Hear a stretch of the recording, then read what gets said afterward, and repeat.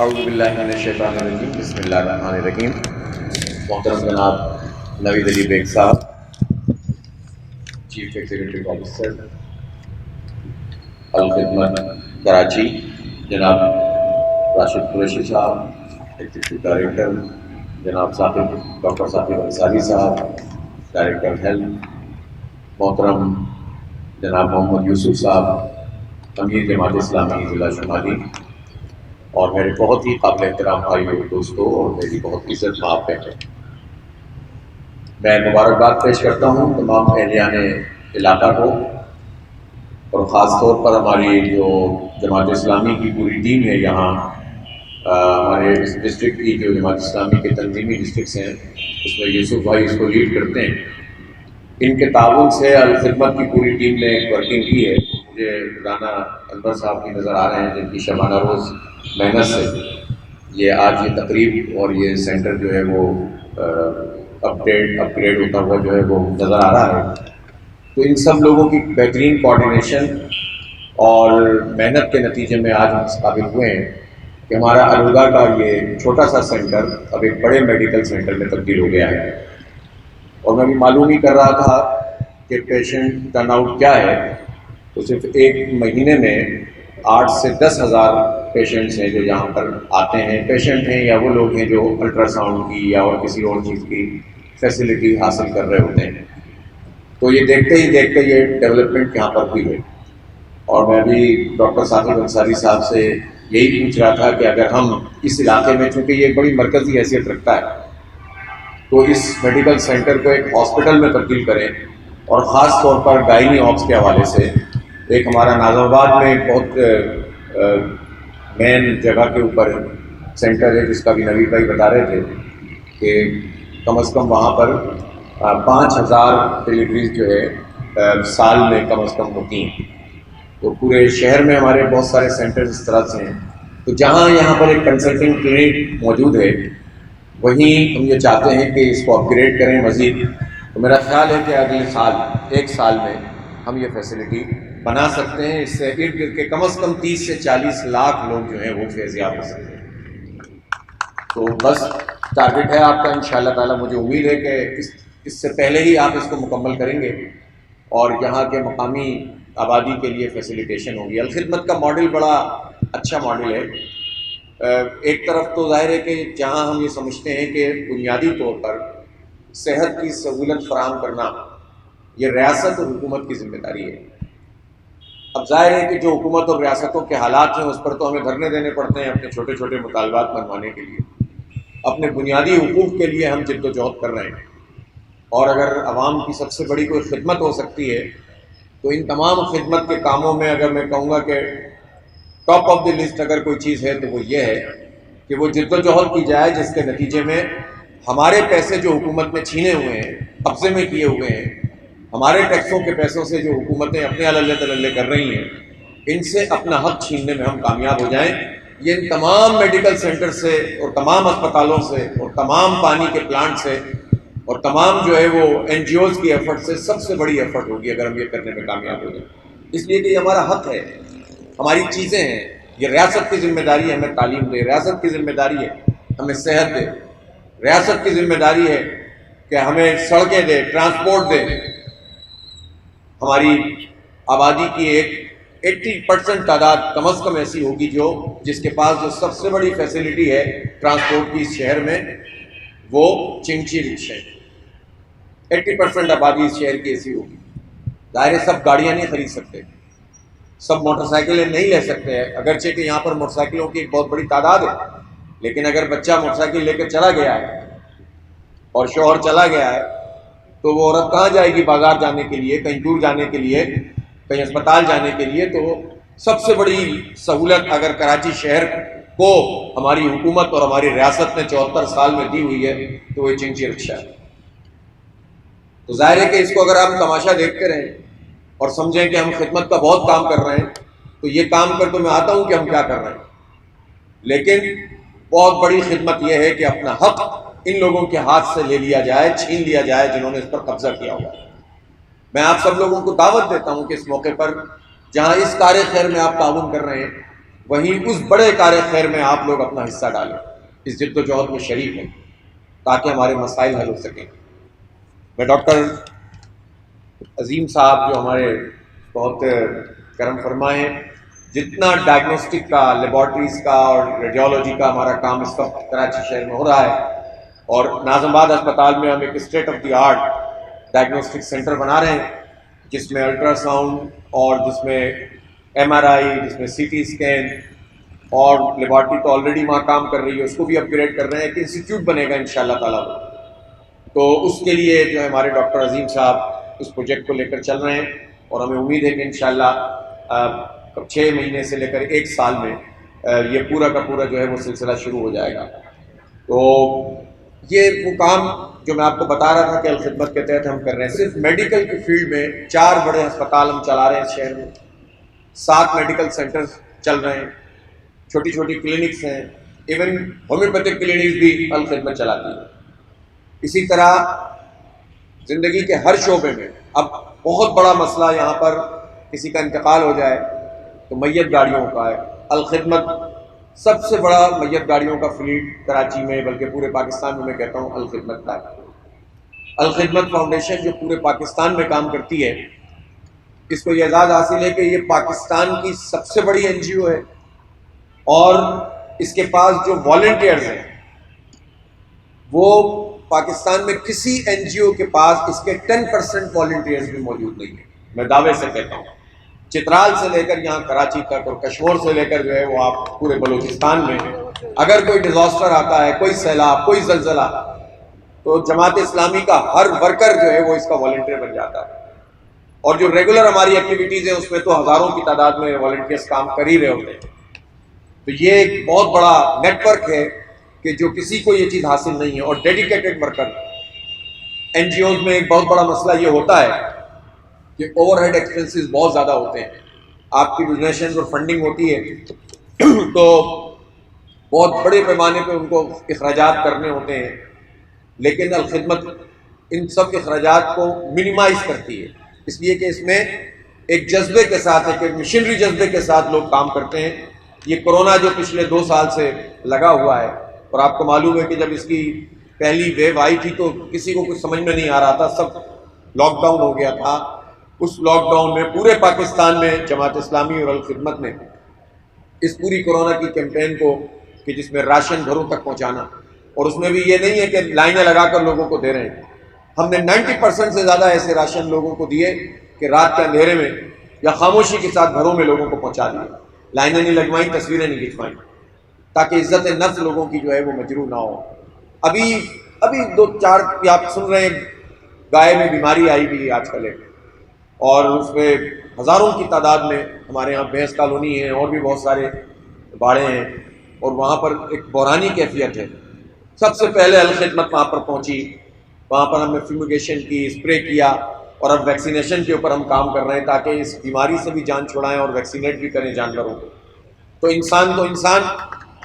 جانوروں تک کے لیے جو ہے وہ الخدمت مسلسل ہماری جو ہے موبائل میں چلتی رہتی ہیں۔ ظاہر ہے یہ حکومت اور بلدیہ کا کام ہے بنیادی طور پر کہ مکھیوں اور مچھر کے لیے جو ہے وہ اسپرے کریں، ہم کوشش کرتے ہیں کہ یہ کام الخدمت کرتی رہے۔ میت گاڑیوں کا میں نے آپ کو بتا دیا۔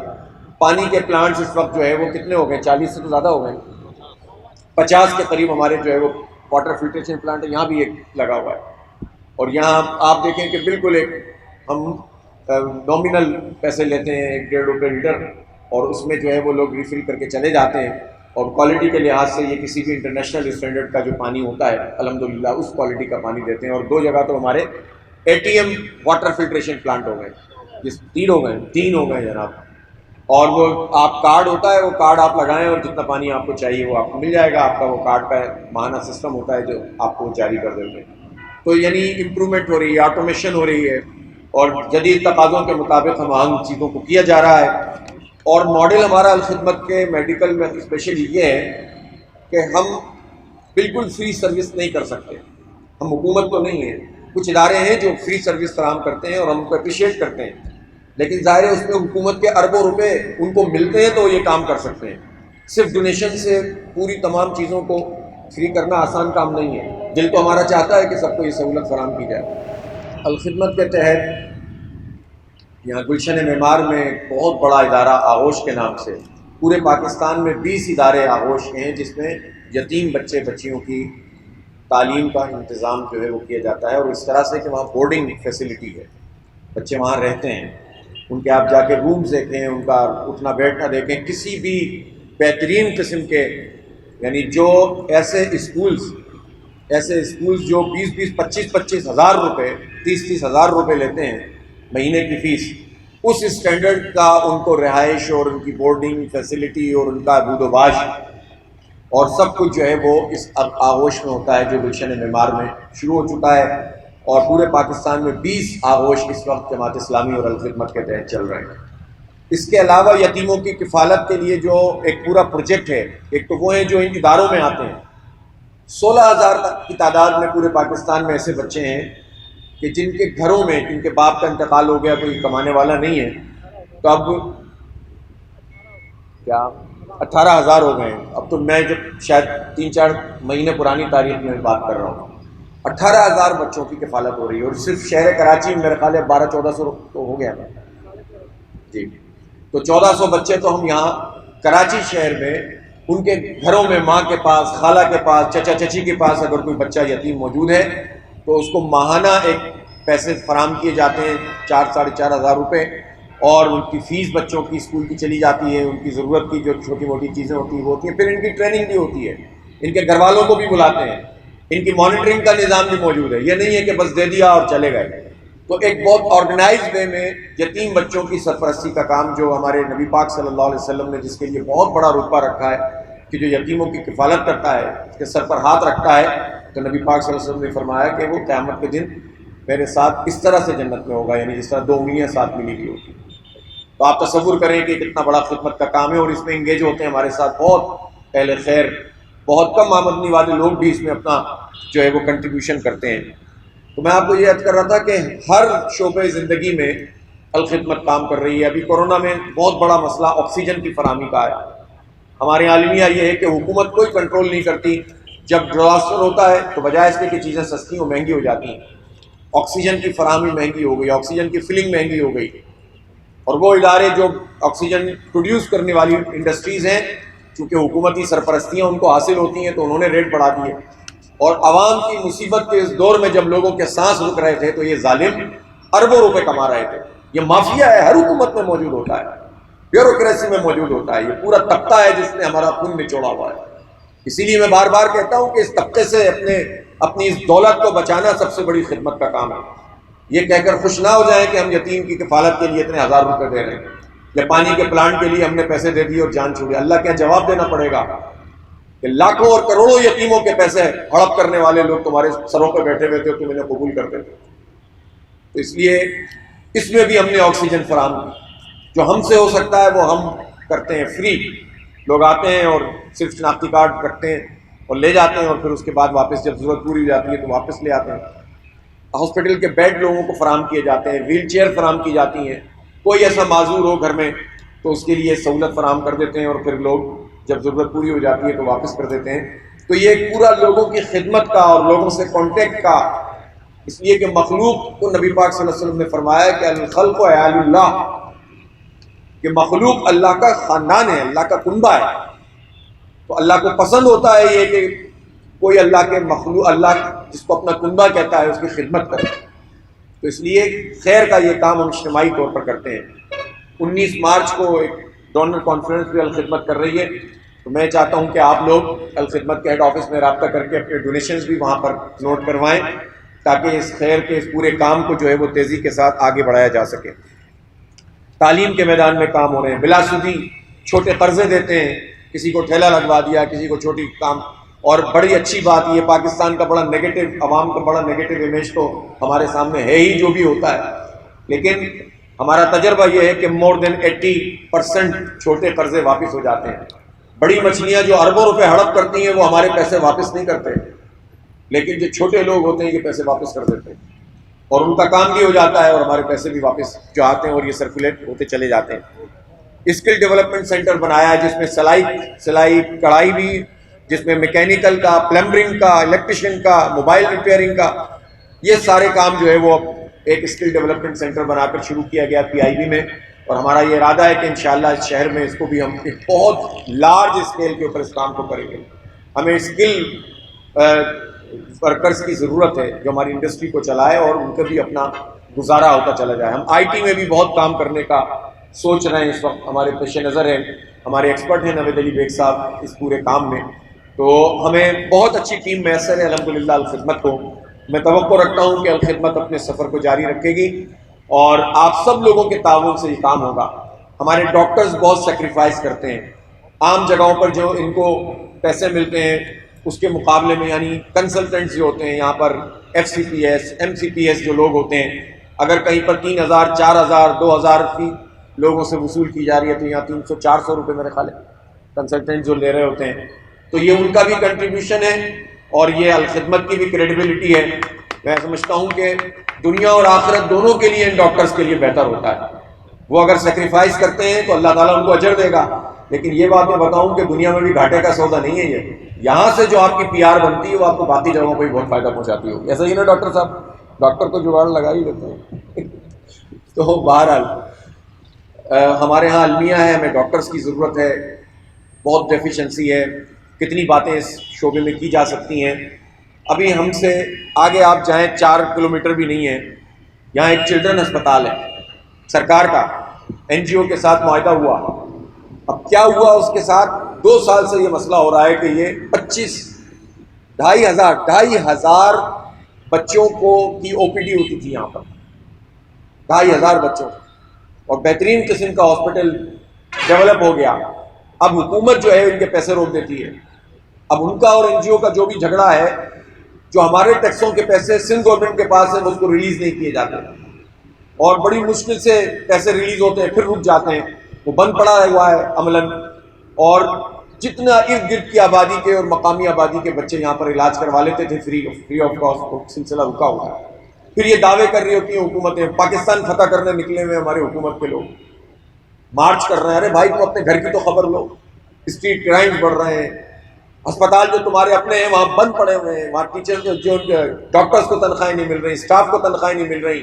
مر گئے بس بہت سارے بچے یہاں پر آئے، لوگ دیہاتوں سے بھی آتے ہیں، ارد گرد کے گوٹھوں سے بھی آتے ہیں، تو یہ صورتحال حکومتی سیکٹر میں ہے۔ بہرحال ہمیں حکومت سے اور ریاست سے بھی اپنا چھیننا ہے اور جو ہمارے حصے کا کام ہے وہ بھی جاری رکھنا ہے، تو یہ وہ ماڈل ہے جس پر ہم کام کرتے ہیں۔ آخری بات یہ ہے کہ الخدمت اس لیے اس ماڈل کو چلاتی ہے کہ اس میں ہم چاہتے ہیں کہ سب کا کنٹریبیوشن ہو اور سب یہاں علاج کرا سکے، کوئی یہ نہ سمجھے کہ یہ ایک فری اور خیراتی ادارہ ہے تو اس میں جو ذرا متمول لوگ ہوتے ہیں یا مڈل کلاس لوگ ہوتے ہیں وہ جھجکتے ہیں کہ ہم کیوں علاج کرائیں۔ تو میں آپ کو یہ کہتا ہوں کہ ہم نے یہ لو کاسٹ کا سیلف سفیشینٹ ادارے بنانے کی ہم کوشش کرتے ہیں تاکہ جو ہے وہ تھوڑی فیسوں کے ساتھ یہ نظام بھی چلتا رہے اور لوگوں کا بھی بھلا ہوتا رہے۔ تو اور یہ بات بالکل صحیح ہے کہ اس لیے میں آپ سب کو بھی انوائٹ کرتا ہوں کہ بلا خوف آپ یہاں پر آیا کریں اور اپنے بچوں کا اپنا جو بھی ہم سہولت دے سکتے ہیں اویل کیا کریں جہاں بھی جماعت الخدمت کے ادارے ہیں، اس لیے کہ ہم بھی اپنے بچوں کا علاج جو ہے وہ ان اداروں میں کرواتے ہیں، اور اس لیے آپ کو بھی سمجھنا چاہیے کہ ہماری کوشش یہ ہوتی ہے کہ یہ صرف اس طرح کا رویہ نہ ہو کہ کچھ لوگوں کے لیے الگ نظام اور اپنے لیے دوسرا نظام۔ تو اللہ کرے کہ یہ سلسلہ آگے بڑھے اور آپ کا تعاون اس میں چاہیے، انشاءاللہ الخدمت کا یہ سارا کام آگے بڑھے گا، پھلے گا پھولے گا، اور دنیا اور آخرت کی ساری بھلائیاں ہم سب کو جو ہے وہ دی جائیں گی۔ بہت بہت شکریہ، وآخر دعوانا الحمدللہ۔